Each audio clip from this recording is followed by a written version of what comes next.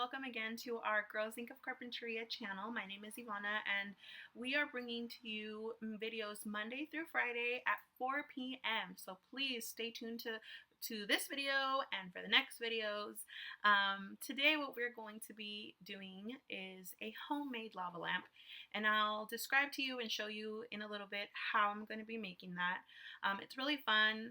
It's a little science oriented, so you'll learn a little bit about density and liquids, and I hope that you get to try this at home. I'll also talk to you about some of the substitute things that you could use at home.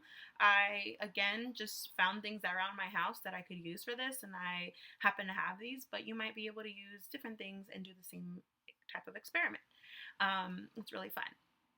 I also want to give you my disclaimer that I did do this outside on my front porch, so it was still inside my home, and I know a lot of us we're all supposed to be home, and so I just want to make sure that you know that if you can do this outside, either in your backyard, your front yard, make sure that you ask your parents. But if you can't, you can totally do this inside your home.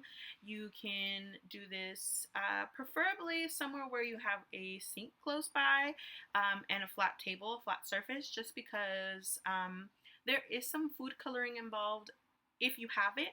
And so I just want to make sure that if you spill any liquid or any of the food coloring, you have somewhere or something that can absorb it. So if you want to put some newspapers, some of the catalogs that you get from the mail, so that it could absorb things. But other than that, hope you have fun. Hope you stay tuned for our next videos, and thanks for watching. For our materials today, we're going to need a plastic bottle, water, vegetable oil, or any type of oil that you have for cooking, or baby oil. In our case, we used baby oil, fizzing tablets such as Alka-Seltzer, food coloring if you have it, and a spoon.